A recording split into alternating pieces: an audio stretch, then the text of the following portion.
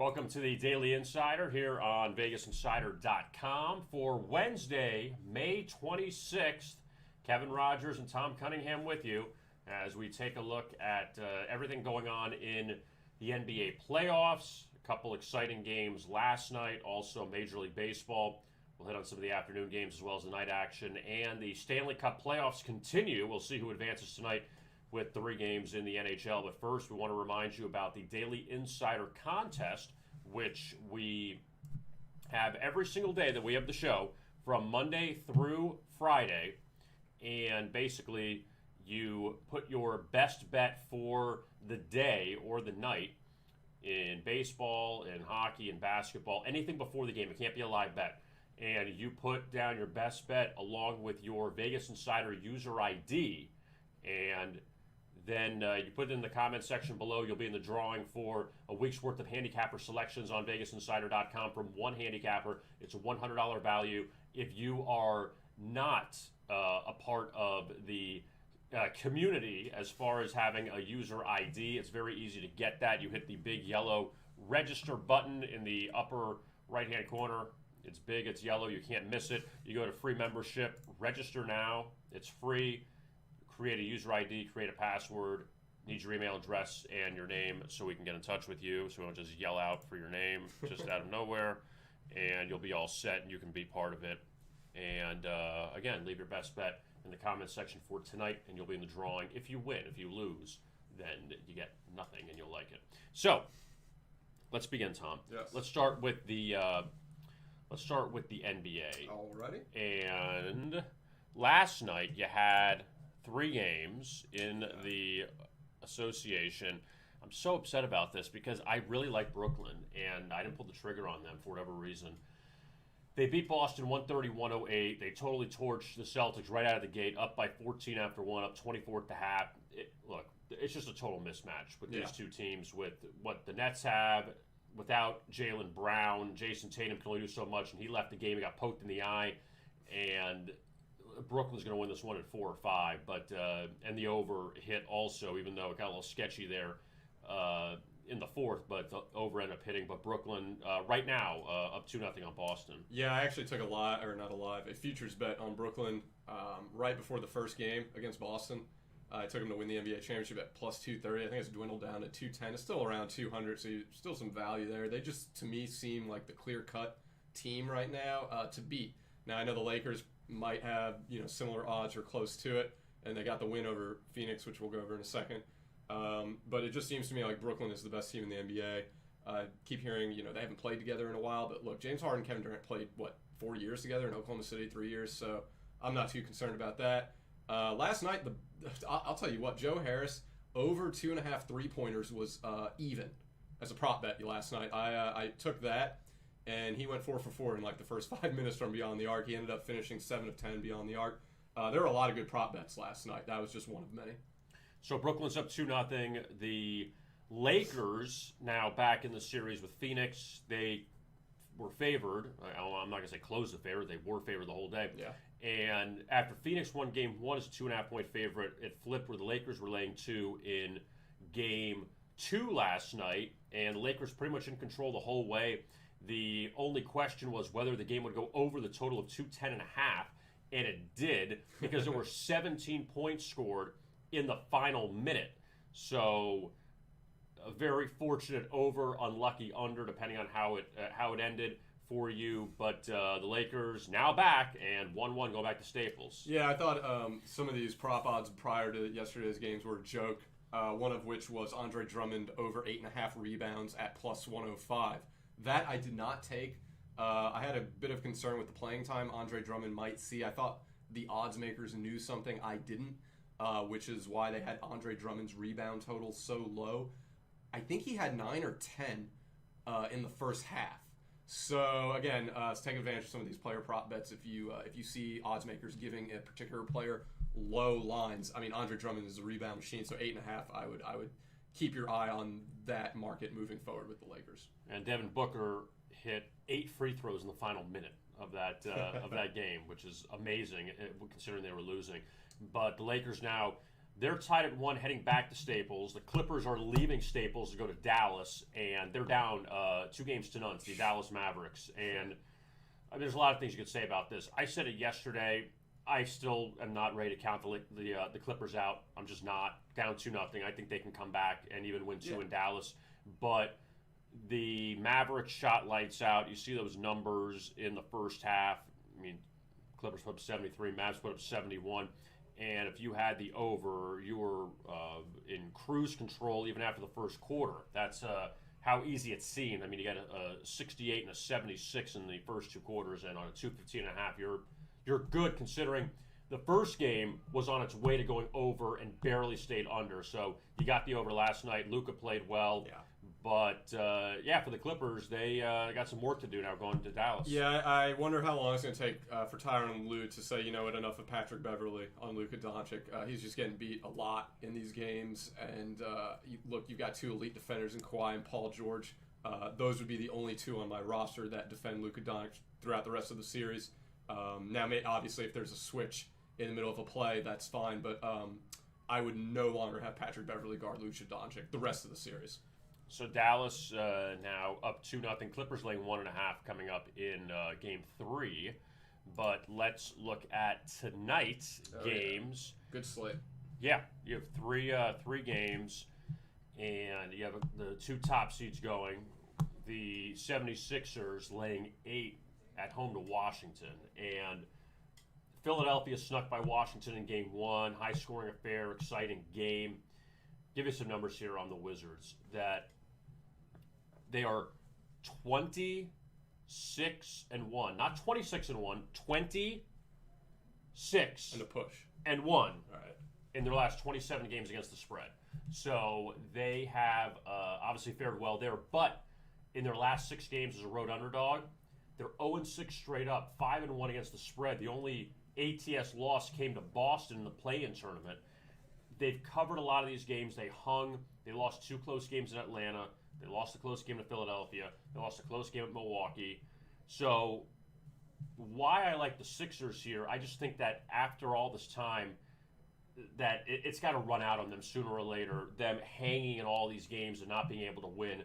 And Joel Embiid played well in Game 1. You're probably not going to get the same effort from Tobias Harris. He was incredible in Game 1 for Philadelphia. The problem I have with Washington is past Bradley Beal, past Russell Westbrook, who's stepping up to do anything on this team. That's what it is. Where the 76ers have other guys, like a Danny Green can go off, Seth Curry can go off, that, and I mean, I even mentioned Ben Simmons.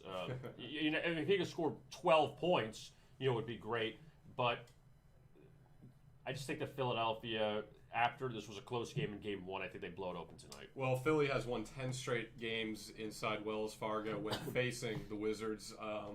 Now, if you want to pay that money line, I don't know. The spread obviously is much cheaper, but Washington has covered the spread in 6 games against a winning team. Going to the prop market, though, Tobias Harris, he only needs to hit 2 3-pointers for a plus 106 prop bet. Over 1.5 3-pointers at plus 106. Tobias Harris has hit 2 3-pointers in 6 straight playoff games when playing in Philadelphia. Bradley Beal to score 31 or more points 4 road games in a row when playing in Philadelphia. He has scored 30, 31 or more. However, his odds to get over 30.5 is about even, and it's a bit high for the point total, so I'm not sure I would dive into Bradley Beal's point total market for today. You mentioned Ben Simmons. He has seen 9 or more assists in 5 of 6 home games when facing Washington. You can get him for over 8.5 assists at plus 116. So much like yesterday's games, I think there are some incredible value to look at in the player prop market for this game.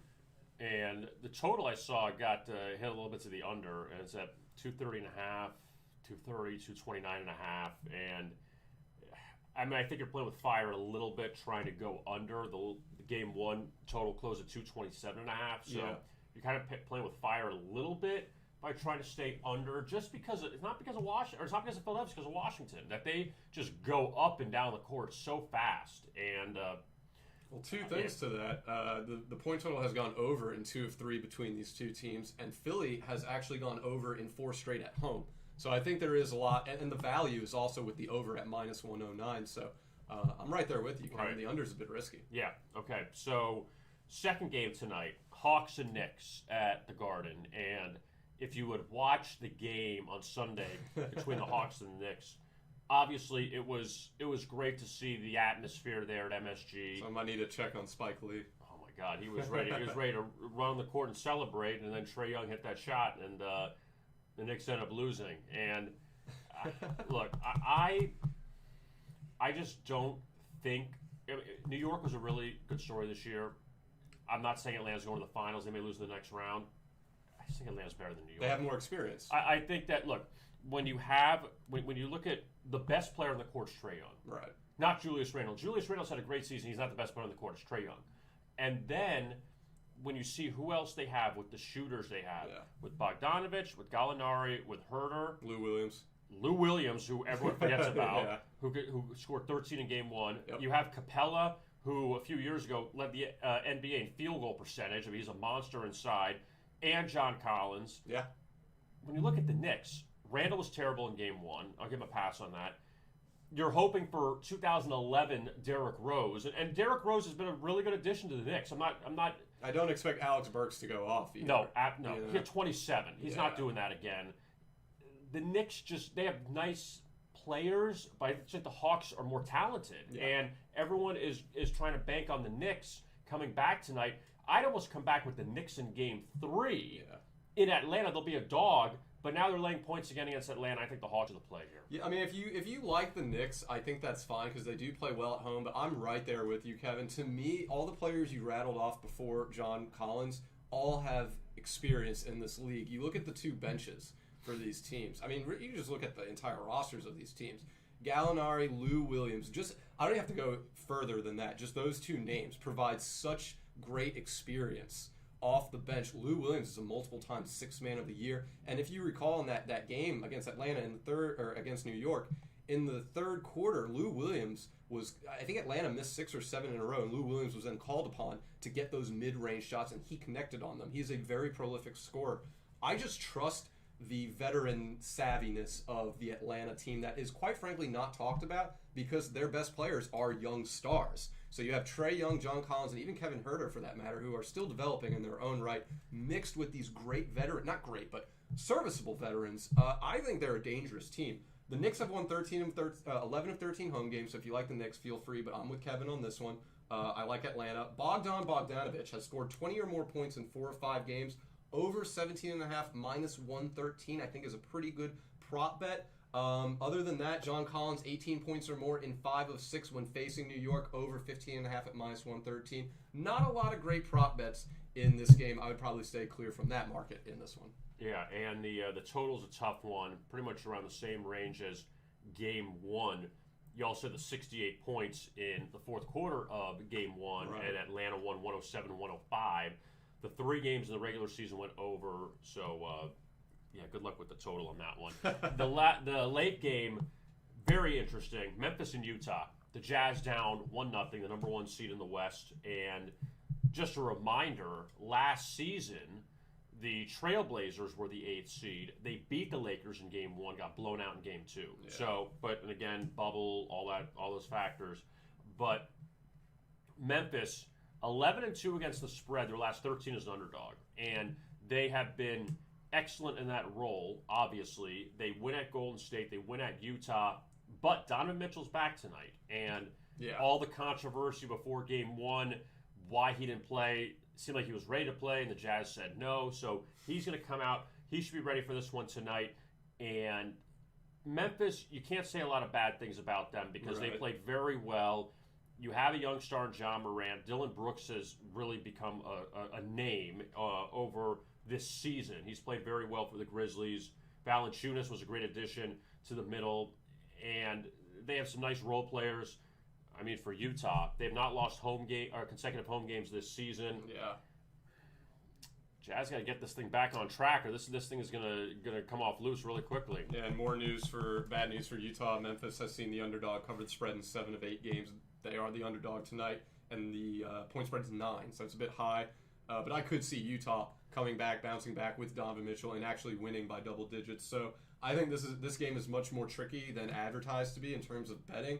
And then in the player prop department, the only thing I really like is maybe Ja Morant to go over 21.5 points at -106. Very, very cheap line there. He has scored 24 points or more in 7 of 8 games when Memphis is the underdog. I have no conviction in either of these teams covering. I do think Utah does win, though. By how much, I'm not sure, but they've won 31 of 35 home games, and as you mentioned, Kevin, they haven't dropped back-to-back in Salt Lake. So I think Utah wins. I'm a little skeptical about the point spread, however. I think Ja Morant touches 22 points, though. I think that's a gimme. That game went over 216.5, and tonight's total is up to 219. 219. Yeah, he had 41 points in the first, and again, the Mitchell effect. He didn't play. 8 of the last 9 games between these two teams in Utah has gone over. Keep in mind. It's a tough. You gotta wait for Mitchell to be back and play and get him back in the lineup. All right, let's take a look now at Major League Baseball, and we have some afternoon action. We have a lot of night action. Let's take a quick look at Major League Baseball. And the Cubs, they end up beating the Pirates. I feel like the Cubs played the Pirates like 25 times this season already. Like, it just feels that way. But the Cubs ended up beating Pittsburgh last night 4-3. That was kind of a back-and-forth game between those two. And Chicago, this is the first time they've won back-to-back road games in the season because they won the finale at St. Louis on Sunday. So that's good for them to finally get one on the road. And tonight, Trevor Williams facing his former team. He got lit up last time he faced the Pirates at PNC. Will Crow goes for Pittsburgh. I think Pittsburgh, we talked about them at the beginning of the season, that they, played a little above their heads, and now the Pirates are back to being what they are. They had the blowout losses at Atlanta this past weekend, and right now this team has lost 7 of their past 8 games. Yeah, I'm definitely not taking Pittsburgh to win this game, but however, just keep in mind the Cubs, they have lost 5 of 6 road games as the favorite after winning on the road the game prior. The Cubs have won 3 of the last 4 meetings against Pittsburgh, but Pittsburgh has covered the run line in 5 straight against Chicago, the Cubs. So it does seem Pittsburgh, they don't typically win against the Cubs, but they keep it within 1 run and keep the game very close. To that, 4 of the last 5 meetings between the two teams has failed to go over the run line. Keep in mind, Chicago has gone under the run line in 5 of 6 games overall. The Cubs have lost the first inning in 3 straight road games when facing National League on a Wednesday. So there are some signs that Pittsburgh does compete in this game and keeps it close. I would avoid the -1.5 run line if I am looking at Chicago betting. But there's a lot to like in the under. There's a lot of trends to go under in this one. Phillies and the Marlins. Aaron Nola's going for Philadelphia tonight. That we know. We don't know who's going for the Marlins, which means it's probably a bullpen game. So we'll pass on that one. The Phillies beat the Marlins last night with 2 hits. They won 2-0 over Miami. So get her done. And no Bryce Harper. So they got a win last night, the Phillies. Cincinnati and Washington. Last night, the Reds beat the Nationals 2-1. Tyler Mahle, he pitched well. Max Scherzer gave a couple home runs. They closed lane 200 Washington, but the Reds get the win in the series opener. Tonight, it's Jeff Hoffman and Joe Ross. And Hoffman, he's been an over machine this season for the Reds. He got a win last time out against the Brewers. And Joe Ross, inconsistent pitcher. This is just a tough one because it's like, who do you want to trust out of these two? And it's very tough to make a case for either of them. Yeah, well, if you go off of just head-to-head matchups, Washington seems to be the better choice. They've won 4 of 5 against Cincinnati. They've covered the run line in 4 of 5 against Cincinnati. And then I'm looking at neither team really particularly does well on the run line in terms of the season as a whole, and then you have opposite ends of the spectrum for the run total. Cincinnati is the second best team in going over the run line in all of MLB, and Washington is literally the number 1 team in going under the run line. So for me, there's a lot of crossing trends here. Not too much that I'm comfortable with. This will be one game I do pass on. Rockies and Mets. The Mets sending out whoever is left on their bench, considering all the injuries that they had. But they did beat Colorado last night 3-1. Jacob deGrom was great again. And again, New York doesn't score a lot of runs, but they won 3-1. Total was 6 in that game. Yeah. I mean, my God. I mean, the first 2 totals were 6.5 and 6, and they both stayed under. And deGrom with the win. Colorado had 3 hits. They still have the worst road record in baseball. Yeah. But I'll give you this number: the Mets are 3-8 since the start of last season in the game after they win, in which Jacob deGrom pitched. So deGrom pitches, they win, they lose the next game most of the time. Well, Is the run total 6.5? 6.5, yeah. Stroman and Marquez on the mound tonight for those teams. And what's interesting is you got to see who's going to pitch well again against the opponent, because when these teams met at Coors Field earlier in the season, Stroman threw 8 innings, got a 2-1 win. Marquez in another game threw 7 innings. It was a 7-inning game, went the entire 7, beat the Mets. So both of them pitched well against the opposition. Now the difference is Marquez, when he faced the Mets, you had Pete Alonso, you had some of the other guys in there. So now he's facing a shorthanded team. And by the way, too, looking back at even last night's game between the Mets and the Rockies, Francisco Lindor had another 0 for last night. I mean, this guy, it's unbelievable what he's doing or not doing, because Lindor was 0 for 3. He's batting 185 so far on the season. And Lindor, the last 3 games, dude's 0 for 10. So I'm glad he's making that money. Sign that contract. Make sure that the ink dries and get it faxed into whoever it is, because he's 0 for his last 10. He's batting 185 on the season. There's some the run total is interesting here.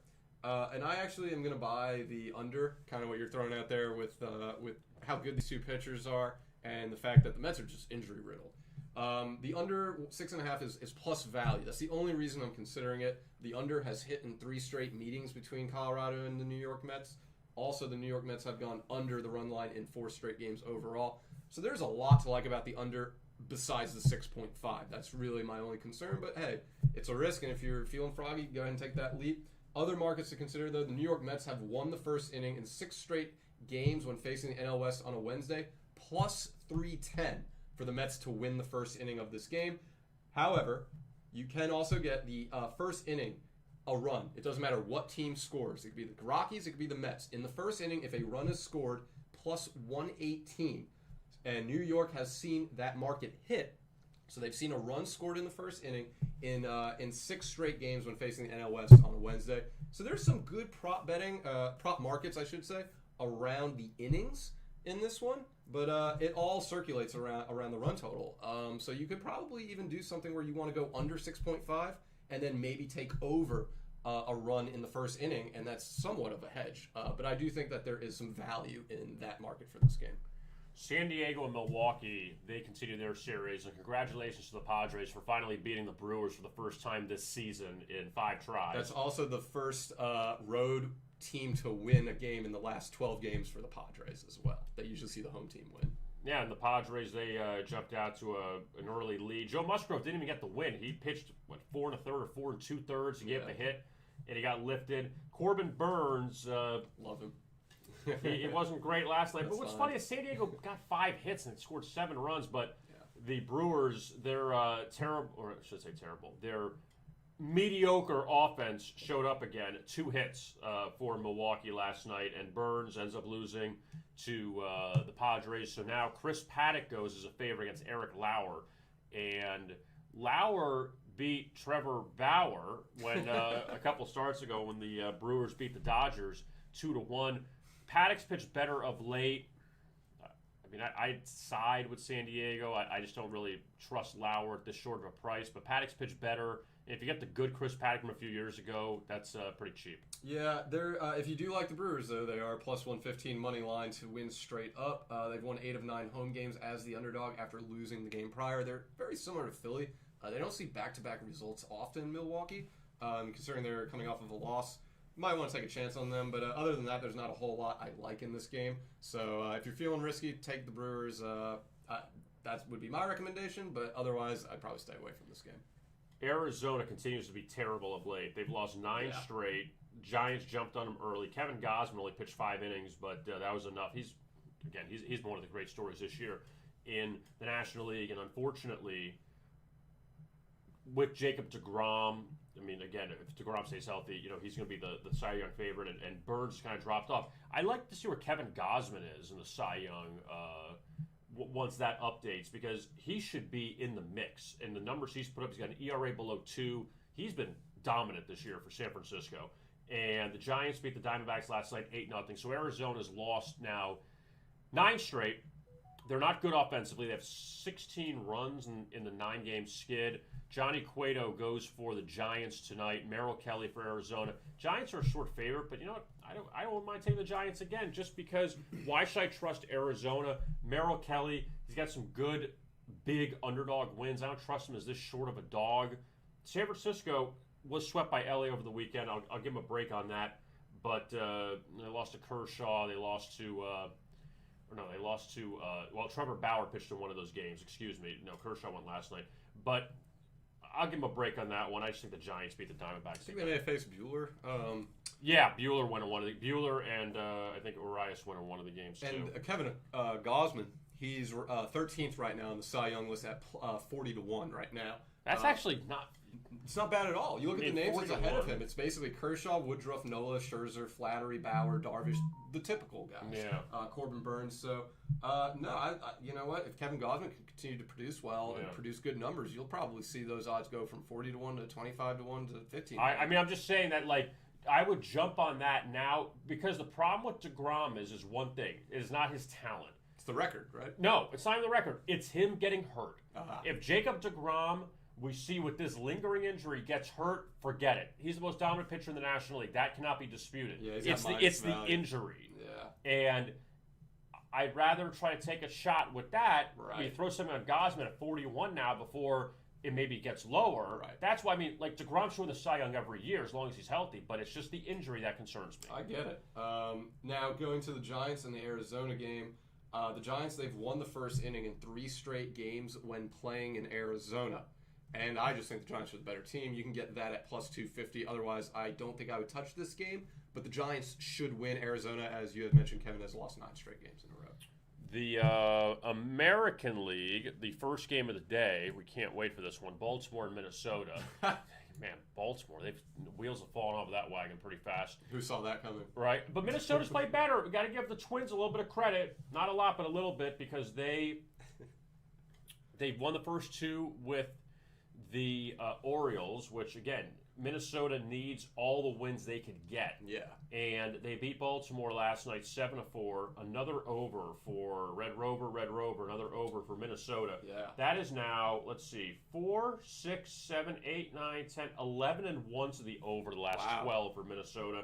And they've won now 5 of 6. They're playing a little better. They're digging themselves out of the cellar of the AL Central. Yeah. Well, to the over, Baltimore has actually gone over in 8 straight games when playing the American League. So, there's a lot to like about the over in this one. Minnesota has now won 14 straight games when facing Baltimore. So this is... You're talking about a team that was desperate for wins, Kevin. In Minnesota, they could not have a better opponent to get them out of the rut that they're currently in when you're talking about a team that they've beaten 14 times in a row now. I think over is fine if you want to go in that regard. The Baltimore Orioles, they've lost the first inning when facing the AL Central during the daytime in 3 straight games. Minnesota to win the first inning is plus 220. Max Kepler, here's a prop bet I think many of you should consider. Plus 490 to go yard today, basically plus 500, 5-1. Max Kepler has hit a home run in 3 of 4 games when facing Baltimore. So he's very comfortable against the pitching staff for the Orioles. Might want to consider Kepler there. Also, today, I mean, look at that, laying 200, the Twins. That's if you really feel like you want to take a shot with Baltimore and Jorge Lopez plus 170, but how could you back a team? Like you said, it's what was it, 13 straight? 14 straight that Minnesota's beaten Baltimore, and the Orioles aren't playing well. Yeah, the over does seem like the best, cheapest bet. But again, I think Max Kepler is a good pick for 5-1 to go yard. One of the other afternoon games in the American League, Mariners and A's, and Seattle has actually won the first 2 of this series with Oakland. Pretty impressive job by the Mariners after they went on that terrible skid where they got swept by Detroit, they got swept by San Diego, and they won last night 4-3. So a couple nice underdog wins for the Mariners, and now they wrap up their series today with the Athletics in Oakland.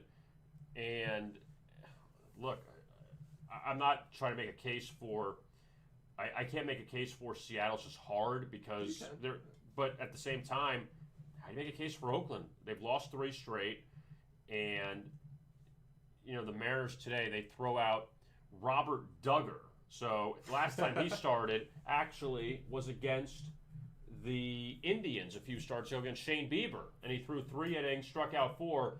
He hasn't pitched more than 3 innings in a game, so that's kind of the tough part. But I don't want to lay it with Oakland. But also in the spot, Seattle's got some momentum, but I'm staying away from this. No, I'm with you. I'm going to stay away from Oakland for that reason. Oakland's lost 4 or 5 against Seattle. So Seattle has their number. And Seattle in those games, they score 4 more runs. They put up 12 against Oakland. They put up 5 against Oakland. They've covered the run line in 4 or 5 against Oakland. This is a team that plays well against Oakland. I wouldn't touch the run total. It's gone under in 2 straight games, but there has been a push in 2 of the last 5 as well. So it's a bit tricky there. You'll probably just get your money back if you end up taking the run line. I do like a lot about Seattle though, because Oakland's far too expensive. Seattle has momentum. Recent history tells you Seattle has Oakland's number. They've won 4 or 5 against the A's. And Oakland has actually lost the first inning in 4 straight home games on a Wednesday. So Seattle to win the first inning is plus 330. So there's a lot of markets and a lot of value for the Mariners in this one.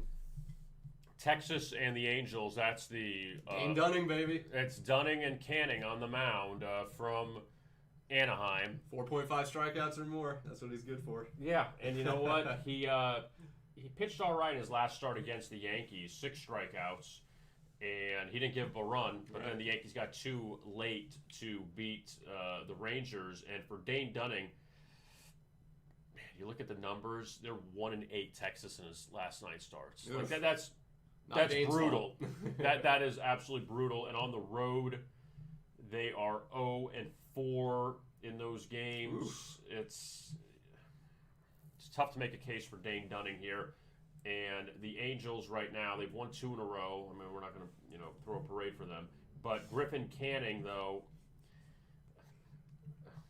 last time he faced the Rangers, 2 1/3 back in April. I'll just give you the Dane Dunning number, 1-8 the last 9 starts. So this short of a dog, it's kind of hard to make an argument for Texas. Yeah, I wouldn't take Texas to win this game. If you're gonna do anything with Texas, it would be Dane Dunning over 4.5 strikeouts at minus 130. He is a 5 strikeout per game machine. He only had 3 against Houston last time out, though. That would be my only concern. But you look at the stats before that. Against the Yankees, he had 6 strikeouts. Against the Mariners, 10. Minnesota, 5. Anaheim 6, Baltimore 5, Tampa Bay 5, Toronto 6. Dane Dunning is a 5 strikeout machine in this league, so maybe consider that at minus 130. But he's not facing the Astros.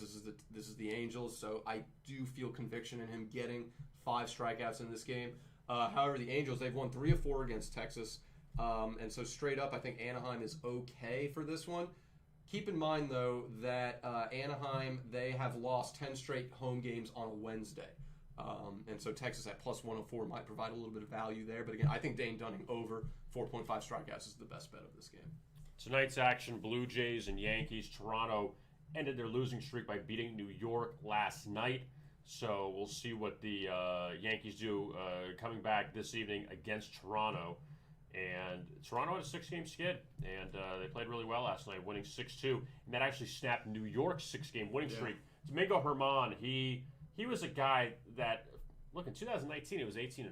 I mean, he was an excellent pitcher for the Yankees, and he had some issues in 2020, now back in 2021, and New York has won his last 6 starts. So last time he faced the Blue Jays was back in early April, lost 3-1, allowed 3 runs, but the innings have gone up in his last few games, and even at home, they've won his last 2 starts. I mean, Germán has pitched really well for New York, and that's a good thing. I mean, because past Garrett Cole, Corey Kluber got lit up a little bit last night. He had the no-hitter, but Germán, I feel like, is still like the number 2 even behind Cole. I'm going to go against you here. I'm going to go with the Blue Jays. Okay. They've won 3 in a row against New York, 4 of their last 5 against the Yankees. New York has lost 5 straight home games divisional home games when playing as the favorite, and then the value is just plus 133 for Toronto. However, we always talk about New York. They are the best team, one of the best teams, the second-rated team in going under the run line this year. They have gone under the run line in 4 or 5 when facing Toronto. Yeah, I think there's a lot to like about the run total going under. The Yankees have gone under in 6 straight. Like I said, they're the second best team in baseball going under the run total. And Toronto is 22, 24, and 1 on the OU, so they slightly go under more times than not. I think if you like Toronto, feel free to take them. But if you like the pitching matchup, if you like the Yankees, maybe go under here because they do seem to cash in on the under more times than not. Should be a good game regardless. Vlad Guerrero is killing it right now, too. He had a 460-foot bomb. So feel free to prop bet around him. He's on fire right now. Yeah, he's playing well, and the Blue Jays a much-needed win. They're 5-2 against the Yankees this year. Yeah. Speaking of 5-2, that's the Indians' record. Their last 7 games, as they've taken the first 2 at Detroit. They face the Tigers again tonight, and Tristan McKenzie, who struggled of late, he takes the mound. I'd like to see him bounce back in this one. Yeah, I mean, he's a short favorite. Jose Urena goes for Detroit, and his numbers have been a little shaky. He's allowed 15 hits and 9 earned runs in his last 8.2 innings of work. Wow. But yet, the Tigers won both those games against the Cubs and against the Royals, and he has 3 straight overs. Okay. He has not pitched well of late, Urena, and also he's lost to Cleveland already once this season. Indians have confidence against Detroit, and also with Detroit, Tom, that they have now lost 4 in a row since that 4-game winning streak. So I don't know how much I really want to back them. When Casey Mize isn't pitching, I don't know how much I really trust them. Well, you brought up a couple things here that I really like. You brought up the over. So 10 of the last 11 divisional games at night for Cleveland has gone over. You brought up the over stat with Jose Urena. So I think going over the run total is smart odds to be playing. Then you mentioned also the amount of runs that Jose Urena has given up already this year. The Tigers have lost the first inning in 3 straight home games when playing on a Wednesday night. You can get Cleveland. You mentioned, though, Detroit's won those games. You could get Cleveland just to win the first inning. Don't even worry about the rest of the game for plus 255. So there is value there in Urena struggling early in the game, and the run total going over. The trends do back that up as well. So I think there's some value to consider those markets in this one. The Royals beat the Rays last night 2-1. Pitchers duel. Brad Keller against Rich Hill. Rich Hill had 13 strikeouts and still lost. But Kansas City ends Tampa Bay's long winning streak, and now they face off again tonight at Tropicana Field. And the Royals, after they had that 11-game skid, they've won 5 of 6. They played well. So now Mike Minor goes for the Royals, and Mike Minor, this was a guy that a few years ago was actually a decent pitcher in Texas. And he pretty good in Atlanta too. Yeah, he was all right in Atlanta. He was all right for a few years, but you just don't know what you're going to get out of him. Like, I feel like he can be good at times, then be terrible at other times. Like this season, he's allowed 4 earned runs or more 5 times, but also he won at Chicago, plus 170, allowed 2 hits in 7 innings. Yeah. Also, he won, some of the other teams he beat weren't that impressive. Detroit and Pittsburgh. But twice this year they won at Chicago with him starting. And now against Tampa Bay, he didn't face Tampa Bay the last time when they were at Kauffman Stadium. Now, were those games on the road, do you know by any Which chance? Ones? At Chicago? Okay. Yeah, they're at Chicago, yeah. Okay. And here, I'll give you a stat, Mr. Tom, that in the last 9 starts that Mike Minor has made overall, the road team has won all 9. Wow, you want to hear a stat that backs your stat? Yeah. Tampa Bay has seen the road team win 8 straight games. So I think there's a lot to like about Kansas City. If you were to have told us who you like, Kansas City or Tampa Bay, without looking at anything, we'd both probably say Tampa Bay. We're looking into it a little bit more. The road team seems to be the play in this one. Plus 180, Kansas City straight up. Might not be bad. And Tyler Glasnow, who's the best pitcher on Tampa Bay's staff, he got lit up his last time out, 5 runs in less than 5 innings, but Tampa Bay beat Toronto 9-7. So we got some good run support there. But I always like taking a look at this stat, too. Here are the runs that Tampa Bay has scored at home in Glasnow's last 4 starts. 3, 2, 3, and 1. So no support. No support, so maybe look at an under again after last night. I mean, Tampa Bay's not playing in that little, softball field anymore in Dunedin where the Blue Jays play, where every game is, blows up. So, right. Well, to that, the Royals, they've gone under in 6 straight road games against the AL East. So there's some things to like about the under as well. I always liked going against teams that have long winning streaks snap because everyone's going to think, oh, they're going to bounce back. But now all of a Immediately, sudden things yeah. have changed a little bit. Right. I think that's evaluated with the Royals. Yeah, maybe wait a series before. Yeah. Let them regroup. Right, especially not going to lay 200 after they just lost. Oh, St. Louis and the White Sox. Last night, Jack Flaherty finally lost. The Cardinals were 9-0 in his first 9 starts, and he just got lit up early. I mean, they had a couple errors that the Cardinals made behind, which didn't help. But Lucas Giolito was winless at home, so both trends kind of went away. That Giolito was winless at home, and Flaherty hadn't lost yet. Giolito finally won at home, and Flaherty lost. So St. Louis ended up getting blown out of that game by the White Sox, and they lost 8-3. St. Louis has been terrible on the road of late, so now... Yeah, they've lost 5 in a row on the road. Yeah, now they got to turn it around this afternoon against Carlos Rodon. So it just doesn't get easier at all. It just does not get easier for the Cardinals, and it feels like it is like a murderer's row of pitchers that you're facing. When they face Lance Lynn, the Giolito, and then Rodon, and they're trying to avoid the sweep. Yeah, I think I would take Chicago. They are a bit pricey.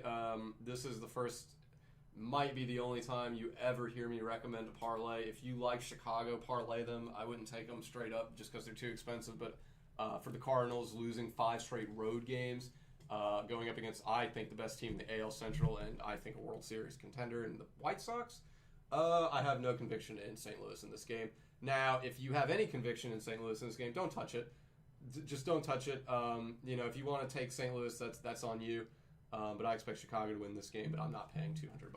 That's not happening. The Braves and the Red Sox, they are hooking up at Fenway. I find this very interesting that Nick Pivetta, who came over from the Phillies last season, when he got traded from the Phillies to Red Sox, it was a very under-the-radar move. No one really noticed it. Pivetta was like a spot starter in Philadelphia that went to the bullpen, and then all of a sudden just got traded to Boston, and the Red Sox were terrible last year, and now he's become one of their frontline starters. It's like Rick Porcello all over again. It's really weird because they're 8-1 his 9 starts. He's pitched really well, but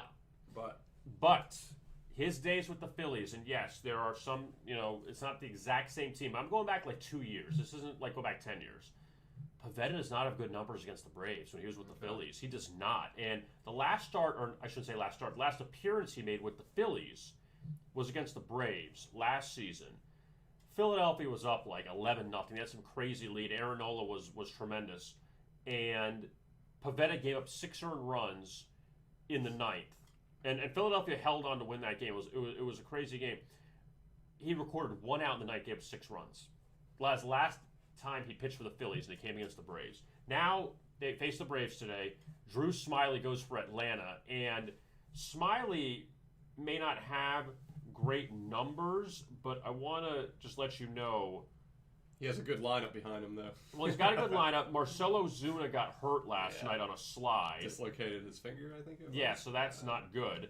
But Smyly this season, the Braves have only won 2 of his starts, but the 2 have both come on the road, which is good, at Milwaukee and at Washington. He picked up a no decision his last time out. That was an extra innings loss to Pittsburgh. He was laying 200. Now you get him as a dog today. I kind of like Atlanta just because Pivetta's got to take a step back sooner or later. He's just not in that class of these other pitchers. He's overachieved a little bit this season. I'm not saying Smiley's great, but these teams are pretty even, and I'm going to look at Atlanta here. I like Atlanta. The Red Sox have lost 3 straight games when favored on a Wednesday. Atlanta plus 114, 115. They provide good value there. Boston has won the first inning in 4 or 5 home games at night, so there is a possible hedging opportunity if you want to take Atlanta to win, plus 115, and Boston to win the first inning, plus 230. I think that is an okay play there. Keep in mind, Atlanta has led after 3 innings in 5 straight games. So there is a lot to like about Atlanta here, but I think the run total is the way to go. The run total has gone over in 5 of 6 games played between both teams. Keep in mind, though, most of those games, the run total was 9.5. You're now looking at, 10.5 for tonight? 10, right at it. However, these teams have gone over 11 in one of those games that mentioned where the run total has gone over in 5 of 6. So I think the run total going over is fine. I do think taking Atlanta to win is fine. I do think taking Boston to win the first inning is also fine. You can consider any of those markets. The final game of the night, or the final game on the rotation, I should say, at 7:40, it's the Dodgers and the Astros, and World Series rematch from a few years ago. Excited. Hot and heavy. Dodgers beat the Astros last night in the opener at Minute Maid Park. Trevor Bauer goes tonight, and Bauer, even though his record may not reflect, well, he's 5-2, but the Dodgers have lost a lot of games late when he started, where he wasn't the problem. Right. And they actually had 5 straight road losses when Bauer started before he won his last start at San Francisco. 11 strikeouts. I mean, look, the guy, he's got an ERA of 1.98. He won the Cy Young last year. I mean, he's elite. He's in that conversation, obviously, for Cy Young, along with DeGrom. Burns has kind of dropped off a little bit. Flaherty had the loss last night. I mentioned Gausman, but Trevor Bauer's going to be in that conversation, obviously, this season. And now he faces Houston as a road favorite, which obviously he should be. I mean, Bauer should be favored anytime he takes the mound. But Luis Garcia, I want to mention him for a second. He's starting for Houston. And you may not know a lot about him. He doesn't go deep into games, but he's won his last 2 starts. He beat Oakland last time out, had 7 strikeouts on the road. And before that, the Astros hadn't won any of the starts. So now they're playing with a little bit of confidence when he takes the mound. And his last few starts at home, he was laying 175. He was laying 160. Now you get him as a dog. So it's a very interesting game there between those two teams. It's a coin flip for me. You're splitting hairs between these two teams, especially during the regular season. The run total, Houston has seen the run total go over in 9 of 10 games. In the last 3 meetings between these two teams, the run total has failed to go under. We have 2 overs and a push. I think with Bauer on the mound, you get plus value for the run total to go over. So maybe entertain that market if you're undecided on a winner. Look, Trevor Bauer is, other than Jacob deGrom, probably the front runner for the Cy Young in the NL. It's between probably those two, maybe Corbin Burns as well.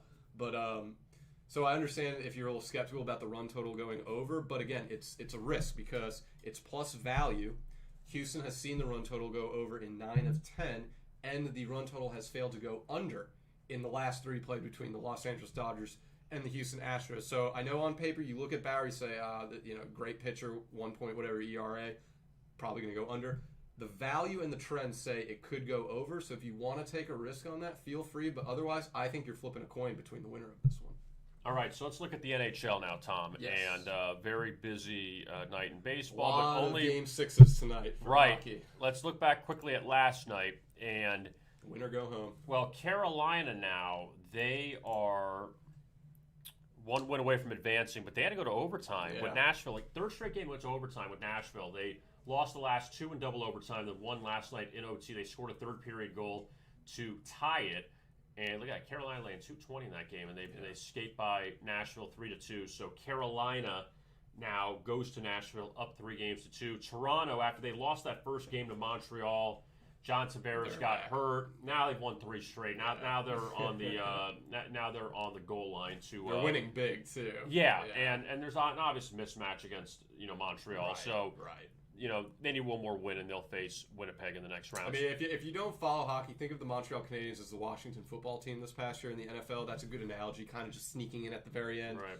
Competitive to some degree, but ultimately overmatched. Yeah, and the Canadians are 1 loss away from getting bounced. Yeah, they're done. And look, that North Division, I mean, Edmonton got knocked out already by Winnipeg, and they were the 2nd best team in that division. The rest of the teams weren't very good.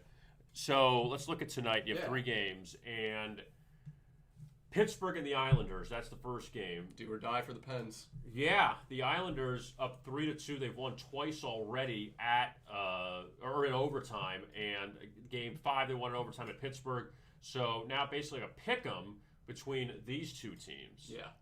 So what do you got? Well, Pittsburgh, they've won 4 straight games after going into overtime the game prior. They are playing with much more desperation.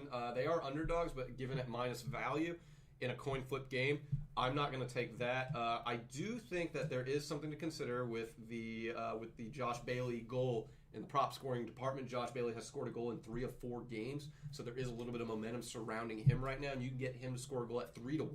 So there's some really good value in that regard. The goal total is a bit tricky. Now, it's gone under in 3 of 4 games played between both teams. However, prior to the last game, which would be Game 5, there was no back-to-back that hit in the goal total market. So I actually expect this game to go over, although all the trends are saying under. You're paying minus 140 for this goal total to go under. So if you have any desire to bet the goal total market in this game, go over. Just take a chance. Don't worry about the trends. Go over, because I actually like the odds of them going over, and you get plus value for that. But otherwise, Josh Bailey score a goal 3-1. Try to take that. Pittsburgh had 50 shots. Excuse me. Pittsburgh had 50 shots on goal in the last game they lost. That's a lot. Yeah. The Panthers and the Lightning tonight. That's at 8 o'clock from Amalie Arena in Tampa, and likely it's going to be nighttime again for the Panthers and Spencer Knight. You got to think he's going to start again after he totally shut down Tampa Bay. He gave up a goal in the first minute of the game. He might not come out of the net until the Panthers are out of the playoffs.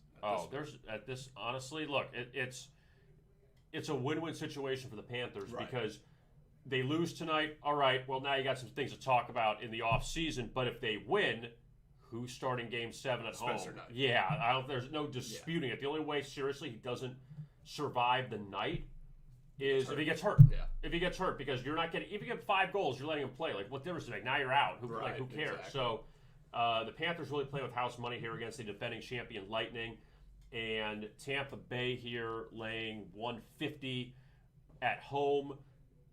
Yeah, we'll see if they bounce back here. That the Lightning bounced back in Game 4 after the Panthers won in overtime in Game 3. So, look, Tampa Bay, I don't care what anyone says.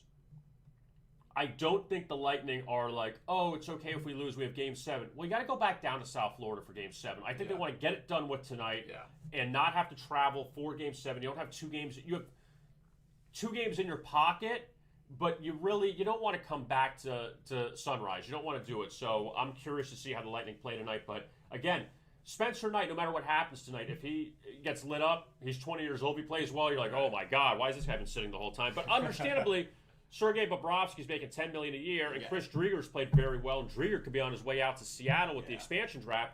So I get it, but Joe Quenneville, look, he took a shot. He said, look, the goalie play has been terrible. Yeah, you're going to play now. Yeah, he had no choice. And Spencer Knight, kudos, because he's really making a name for himself after just 1 game. Yep. It's amazing what that'll do when you save a team from elimination.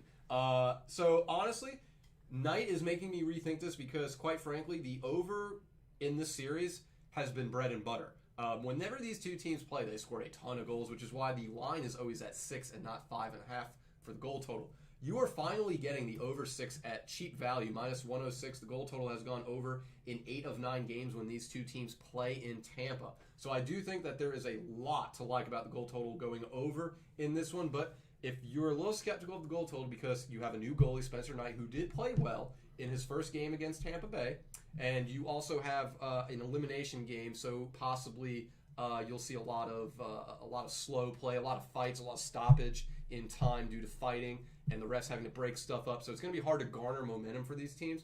So if you are buying that and you're unsure about the goal total, 2 players come to mind here. Alec Kilhorn has scored a goal in 3 of 4 games at home when Tampa's the favorite, 2-1 to score a goal, or Patrick Hornquist, plus 250 to score a goal. He has done so in 4 or 5 games when playing in Tampa. So I think there's some goal total props to look around this one. But I'll tell you what, minus 106 for the goal total going over, that's something you will not see again in this series if it continues past this day or even in the next year. We'll see what Spencer Knight can do to these odds makers, see if he makes them lose their brains in this one.